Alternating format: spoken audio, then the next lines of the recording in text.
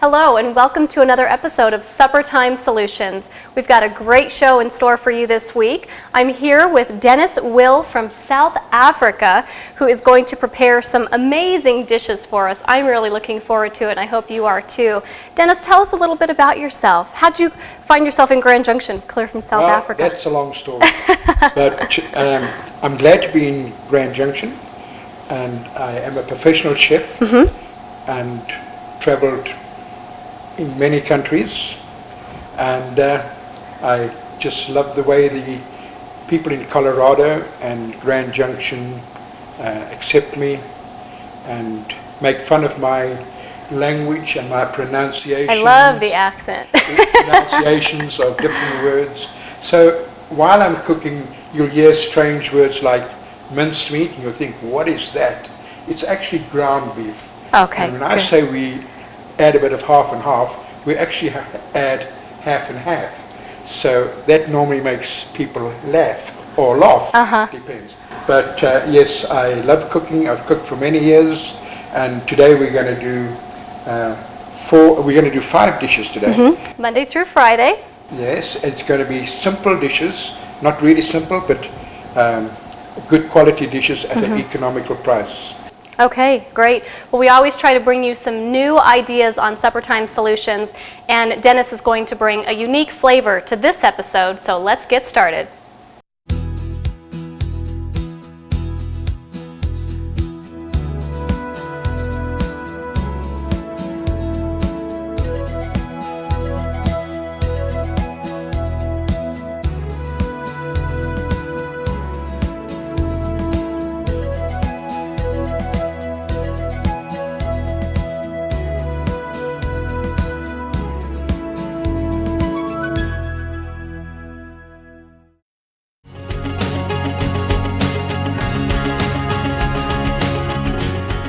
Monday's dish is roast chicken, and Dennis is going to show us how he has prepared this chicken to put it in the oven. There's just a few steps before you cook it, correct? That's correct. Okay. It's very simple, and I find that in my experience, the best way to do this is salt, pepper, and paprika.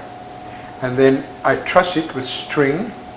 There's a string there. Okay. When you say truss it, how do we do that? Do we just wrap it around the wings there and tie you it? wrap around or the legs, I mean? Okay.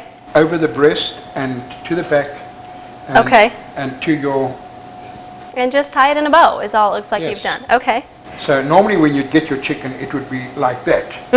So what you do is you undo it and you make him fold his hands or his arms, and that way it's got a good... Okay. Then what I do is, the first thing I do is, when I put it in the oven, I put it on the one side, and I put that for half an hour. Okay. And then after the half an hour, I turn it over to the other side. So you're gonna rotate that each side and then front and back? Yeah. Is that right? So now the other side for a half an hour. Then when that's finished, then on its back, now we're going to do the breasts. Okay. And then after half an hour, we'll take it out and let it rest for a while before we carve it. Okay. Now because this takes, is it an hour and a half time total cooking? Correct, yes. Okay. Is this a meal that we can prep the night before? Oh yes, definitely. Okay. Definitely. And you can serve it many different ways. Can you cut it up and use it in a salad or serve it with vegetables, that type of thing? Right. You have many different options. Now, Dennis, when you're looking to buy a chicken in the store, what are some good tips to making sure that you're getting a good price and a good cut of meat? When the markets put it on special, they normally sell 2 together. Like I bought 2 of these for $7, which I think is it's very reasonable. It's a very reasonable price, and it's a heavy bird. You probably get about 6 portions out of here easily. And then what I would do is I debone it when it's cooked and keep the bones and the wings and the skin and make a soup out of that. Oh, that would be good. So you've got another dish. Great leftovers too. A leftover dish. So you can either serve it hot or cold if you're going to do that. And the best way I find is a hen or chicken that's got a bit of fat. And invariably, when you have a bit of fat, that is tender. Even in your beef, a little bit of marbling or fat in your beef is tender. And you can see that right from the packaging. Oh, yes, you can. Yeah, before you even buy it. So Monday's dish, roast chicken, is a great option. It's about $7 for the chicken, so we're staying well within our $10 to $15. $7 for 2 chickens. Oh, for 2 chickens? Yes. Okay, so we're doing even better than that. And you can serve it with garden salad, vegetables. Rice. Rice is a great option. You can cut it up and actually have a chicken salad, a roast chicken salad. So there's many different options. Now, how long do we cook this and at what temperature? We cook this for an hour and a half Okay. at 400 degrees.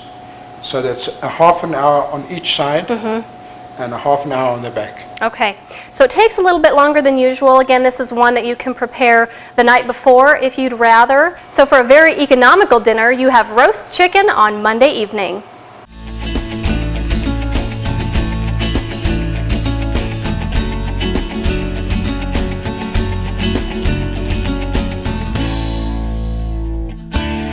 For Tuesday evening, Dennis is going to show us a traditional South African meal, which is Vibhuti. Did I get that right? That's correct. All right. Definitely one that I've never heard of, but I'm anxious to see how you do it because I think a lot of people always get caught in the humdrum of what to have for dinner. So this is probably something not a lot of you have had. So where do we get started? Right. First of all, we need an onion. Now, this is maybe not the correct way of doing an onion, but it's my way. I find it the easiest way. And when you're in your own kitchen, your way is the best way, right? That's correct. Yeah. Got to have a good knife, though. That's key. And you use the knife to peel that onion, right? To make it easier? Oh, yes. Okay. Much easier. All right. Much easier. The thing about cutting with a knife, if you're a professional or not, is always keep your knife at an angle away from your fingers. Good And always tip. keep your fingers bent.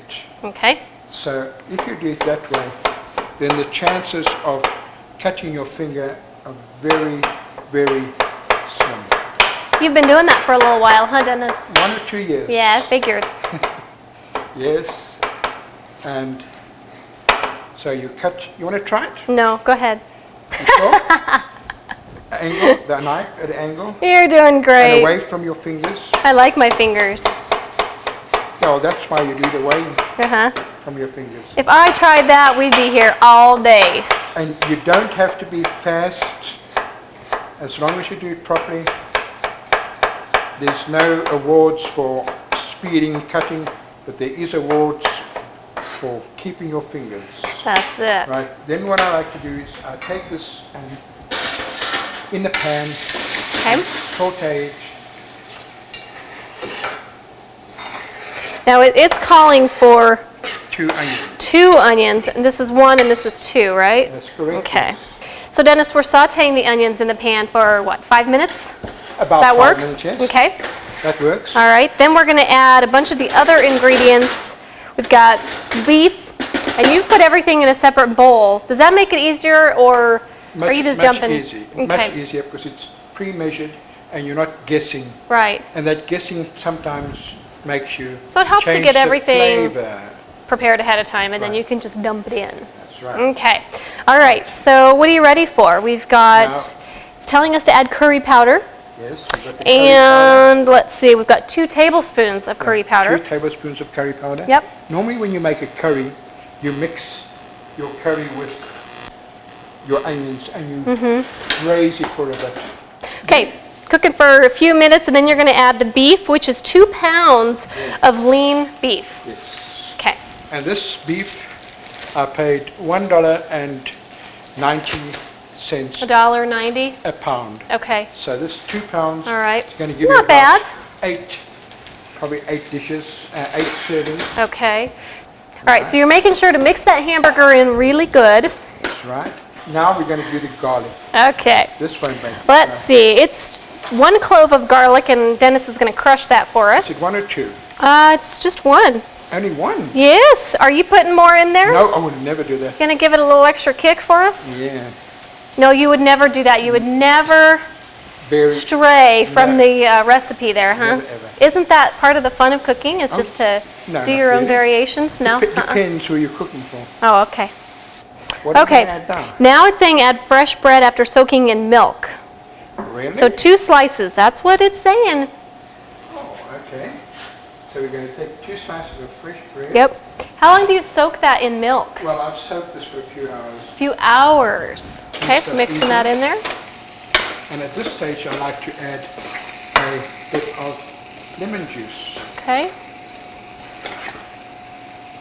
What I do with the lemon first is I roll it, or get somebody that has strong hands to roll it, and then Squeeze that in there. How much did you say? How much lemon? 1 lemon. 1 lemon. Okay. Now we've got cranberries, Correct? bay leaf, and almonds, which I imagine is just going to make this dish Yeah. as unique as can be, huh? Right. These cranberries have gone in, and you'll also notice that there's 2 tablespoons of apricot jam. Yes. Yes. Right. I want to have a turn at stirring as well. Now, do you use a lot of these ingredients? Is this what is making the traditional South African with the cranberries and the apricots That's mixed in with hamburger and, you know, a combination that we don't often use here? exactly. Okay. But this is so good. And almonds, let's see where we're at with the almonds, if I can find them. 2 tablespoons, Yes. Now, don't overdo the bay leaf. okay, just The for a bay little bit of leaf is flavor. a very, very strong herb. So just do 1 bay leaf. Okay. Don't think, oh, well, I've got a whole packet. Don't have to break it up, just throw it in there Yes. as is, and right in the middle, that'll give it, spread out a nice yes. flavor. Now, the easiest way to do an egg is you use your thumb and your finger. Okay, And that way it comes out It's just- perfectly. This is not the traditional way of doing an egg and milk, but it's a way that I find the easiest. You turn that over that, and just now you're just layering that right over the top, not trying to stir that in. No, not at all. Okay, And that is going into the oven, and we're going to bake this in the oven for 1 hour. so for Tuesday evening, we have our wonderful traditional South African dish, Vibhuti.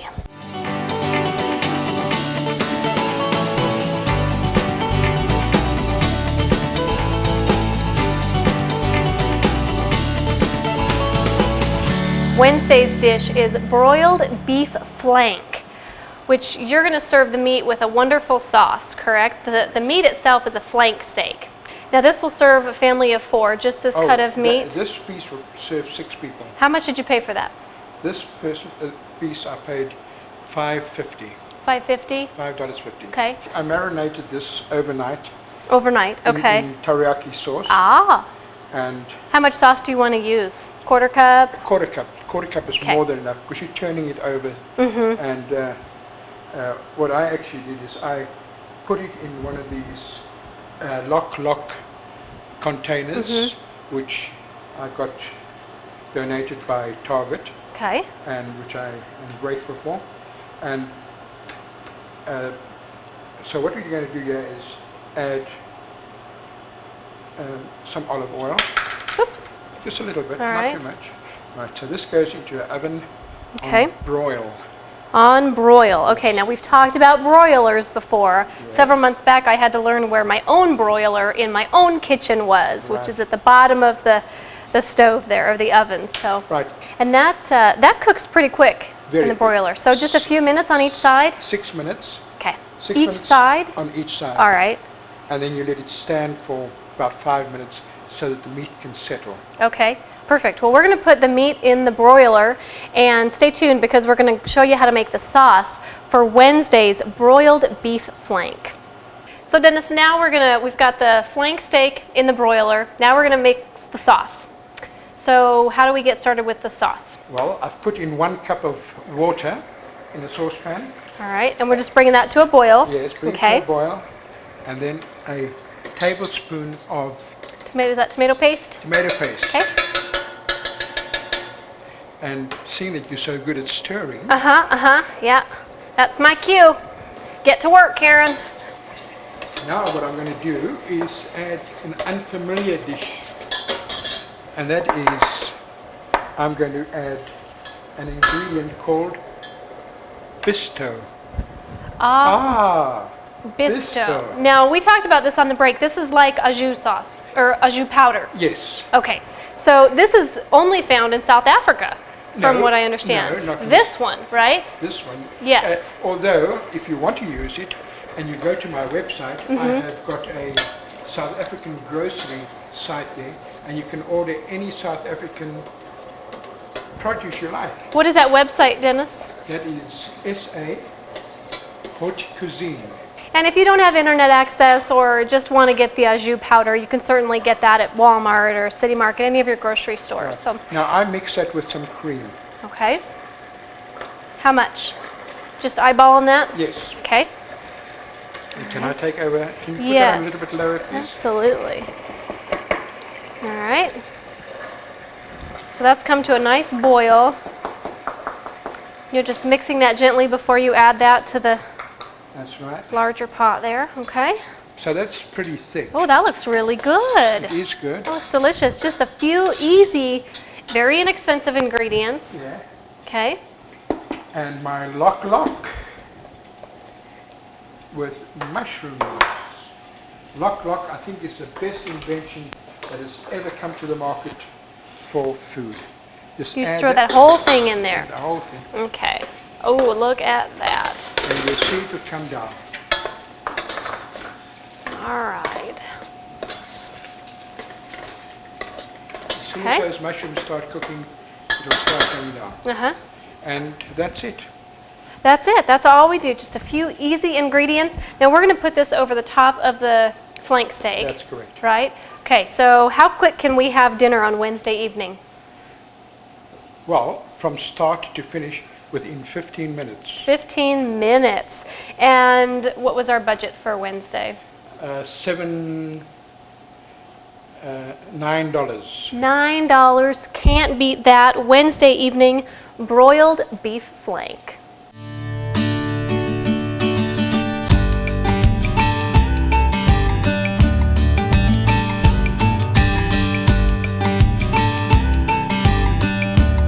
Okay, Dennis, so Thursday we are going to prepare moussaka, or moussaka, if you want to pronounce it correctly. Is that right? Yes. Which way is correct? Whichever one you prefer. Tomato. Moussaka, moussaka. Okay, which is Potato. which is really eggplant. Is that right? Or no? No. No. Eggplant has many names. Some people call it aubergine. Other people call it brinjal. And yeah, in the wonderful state of America, we call it eggplant. That's all I've ever heard it been called, is the eggplant. But moussaka is a traditional Greek dish. It's very similar to, the best way to explain it, it's like lasagna without the pasta.